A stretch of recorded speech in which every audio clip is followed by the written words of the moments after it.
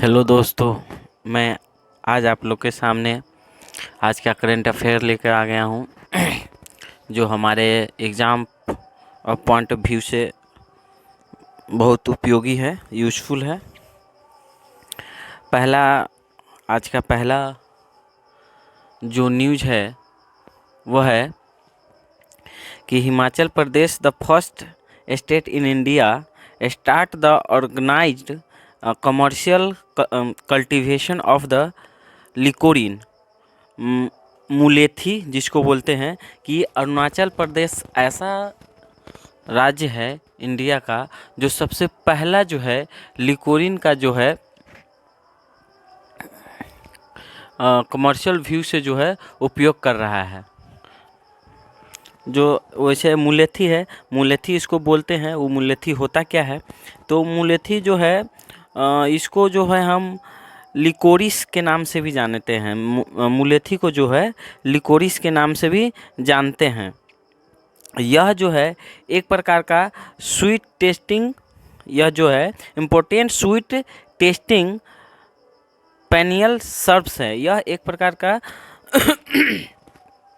Sweet tasting perennial herbs है sweet taste due to the presence of the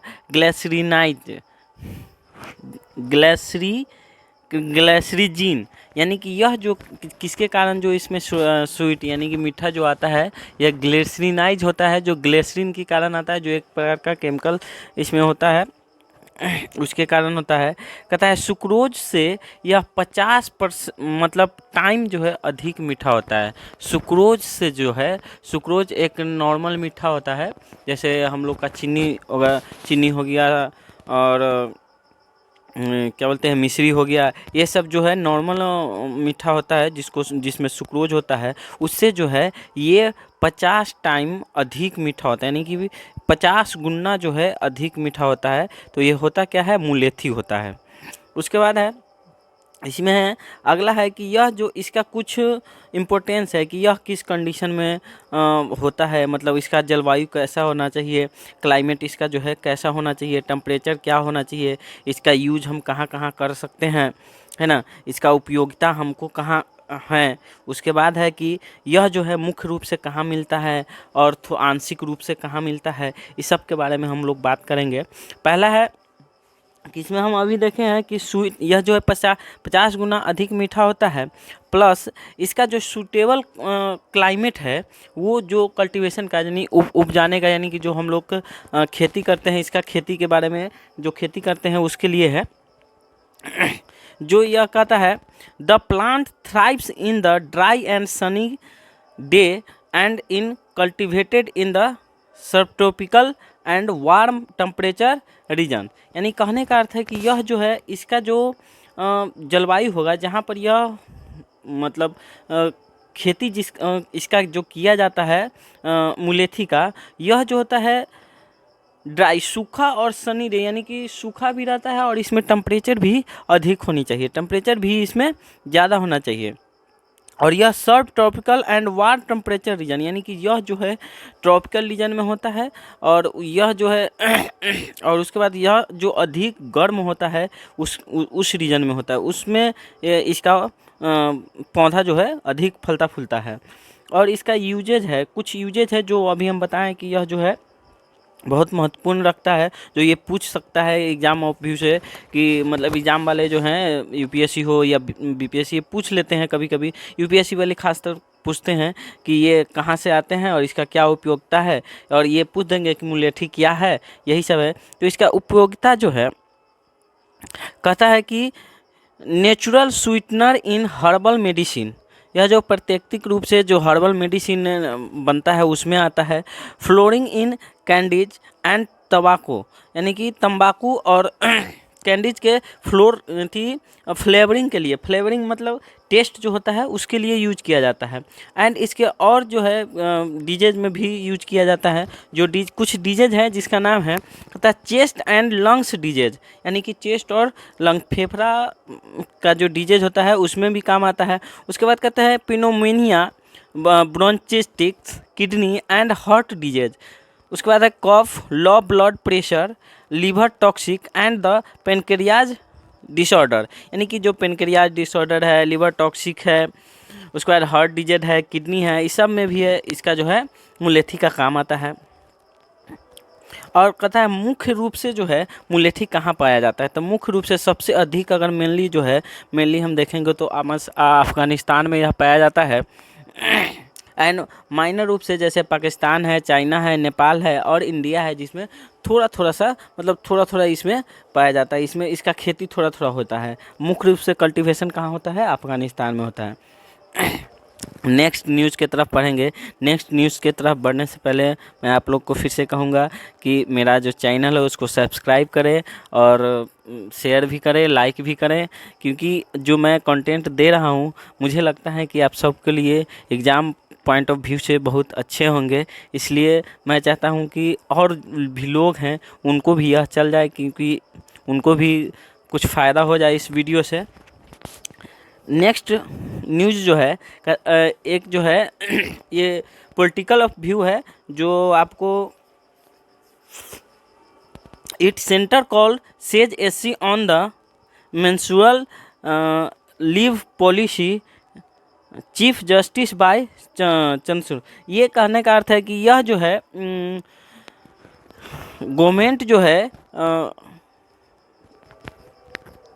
government को जो है supreme court बोल रही है कि जैसे लड़की वगैरह या कोई महिला वगैरह जो होती है उसको मेंस्ट्रुएशन होता है, मेंस होता है, उसके समय जो है मतलब उसको लीव देना चाहिए।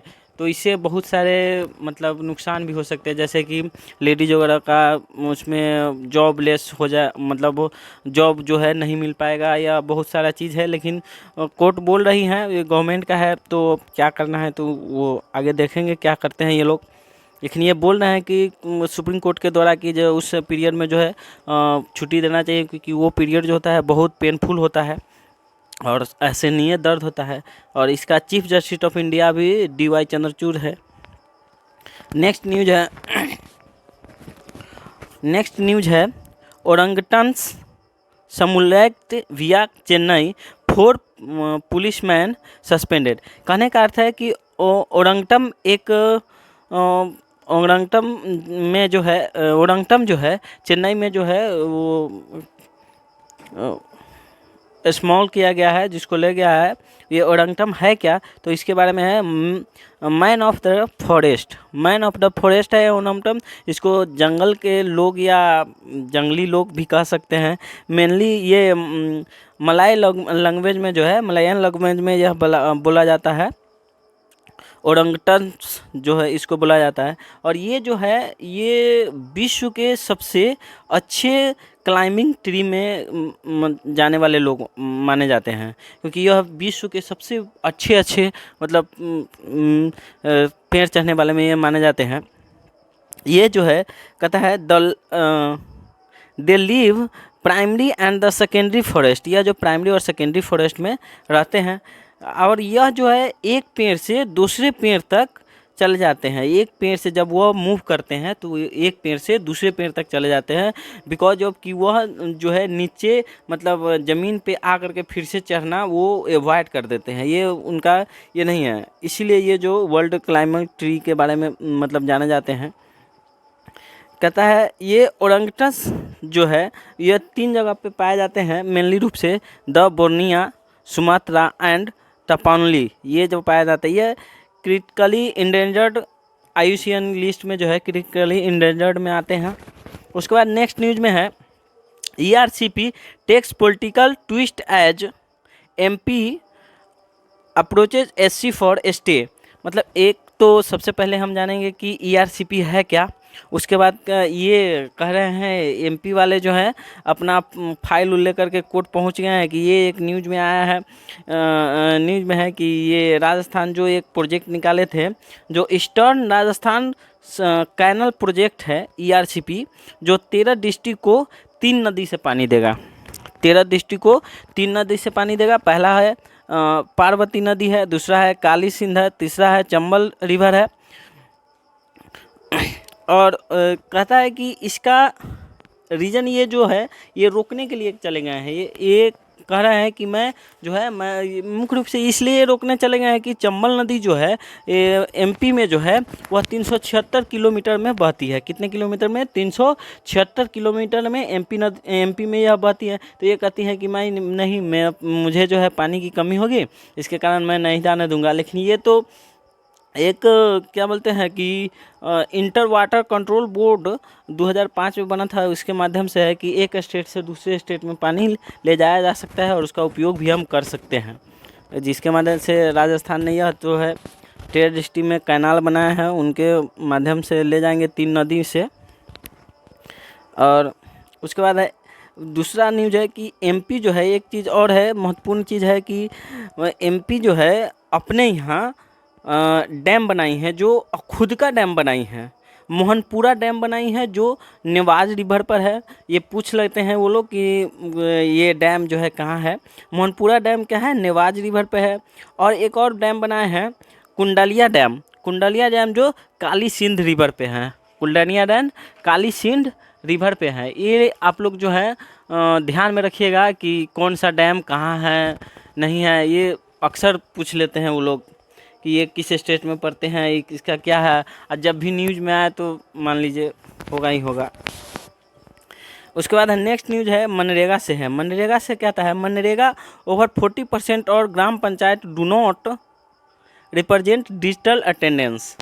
ये अभी तक जो भी हम बोले हैं इसमें द हिंदू में एक टॉपिक आया है, उसी के अनुसार है। और ये मनरेगा का भी टॉपिक आया है कि 40% ग्राम पंचायत जो है डिजिटल अटेंडेंस रिपोर्ट नहीं दिया है। यह तो डिजिटल अटेंडेंस रिपोर्ट है क्या? तो ये मुख्य रूप से है, कहता है नेशनल मोबाइल मॉनिटरिंग सिस्टम, यह NMMS है। NMMS है, नेशनल मोबाइल मॉनिटरिंग सिस्टम है, जिसके ये जो है मिनिस्ट्री ऑफ रूरल डेवलपमेंट के अंतर्गत आता है। और ये मिनिस्ट्री ऑफ रूरल डेवलपमेंट ने ये बोला है कि 41.3% ग्राम पंचायत नो यूजेज NMMS। ये जो है 41.3% ग्राम पंचायत अभी तक ले जो है डिजिटल अटेंडेंस के साथ नहीं जुड़ा है। नेक्स्ट न्यूज़ है जो आपको COP28 है, जो COP28 दुबई में होने जा रहा है 2023 को, मतलब 2023 में जो है, या इसी साल जो है अभी COP28 दुबई में होगा। लेकिन COP27 जो है शर्म एल शेख इजिप्ट में हुआ था, यह याद रखिएगा, ये भी याद रखिएगा। उसके बाद है कि नेक्स्ट न्यूज़ है FATF से है। और FATF वाला तो अक्सर ये आ ही जाते हैं। और ये जो है FATF suspend membership of the Russia over Ukraine innovation, यानी कहने का अर्थ है कि यह FATF जो है रशिया को सस्पेंड कर दिया है। इसका रीज़न ये है कि वो अब रशिया और यूक्रेन में जो लड़ाई चल रहे हैं, इसके कारण जो है FATF बोल रहा है कि भाई तुम अब इससे हट जाओ। ये होता क्या है, देखिए इसका फुल फॉर्म होता है फाइनेंशियल एक्शन टास्क फोर्स। और इसमें लगभग जो है 200 कंट्रीज़ हैं उसके बाद है ये जो मुख्य रूप से काम क्या करते हैं इसके बारे में जानेंगे। तो ये मुख्य रूप से काम करते हैं सीरियस क्राइम जो होता है, जैसे सीरियस क्राइम, ड्रग स्मगलिंग हो गया, ह्यूमन ट्रैफिकिंग हो गया, एंड टेररिज्म हो गया, ये सब इसका कार्य है। मुख्य रूप से ये 2 काम पर ज़्यादा ध्यान, मतलब ये 2 काम मुख्य रूप से करते हैं। मेनली रूप से ये कहते हैं money laundering and terror financing.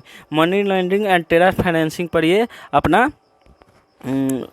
रोक लगाते हैं, जिसके कारण जो है बहुत सारे देशों को FATF लग जाता है। FATF के रेड सूची में जाने के बाद बहुत, मतलब उसको क्या होता है कि किसी देश से लोन नहीं मिलेगा, कोई देश कर्जा नहीं देखा, उसको बहुत सारा, मतलब उसमें कोई जाके कुछ बम फोड़ देगा, कुछ कर देगा। FATF में जाने के बाद बहुत उसको ये होता है। लेकिन ये दूसरा रीज़न है। लेकिन ये फाइनेंसिंग, टेरर फाइनेंसिंग जिस देश से होता रहता है, उसके कारण अगर FATF में ले गया तो समझो उसका बेड़ा गर्क है। इसका जो फॉर्मेशन हुआ था, मतलब ये जो बने थे 1989 में, 1989 में बने थे। यह G7 के ग्रुप के माध्यम से बने थे। जिसमें अब हम देखेंगे कि G7 में हमारे कौन कौन से देश रहते हैं। तो G7 में आपको आता है Canada, France, Germany, Italy, Japan, United kingdom और यूनाइटेड स्टेट, ये सब आ जाते हैं G7 के अंतर्गत। दोस्तों, मैं समझता हूँ कि ये वीडियो आपको बहुत ही अच्छा लगा होगा और समझ में भी आया होगा, और तो इसलिए आप लोग सब्सक्राइब और लाइक करना ना भूलें और शेयर करना भी ना भूलें। Thank you. जय हिंद।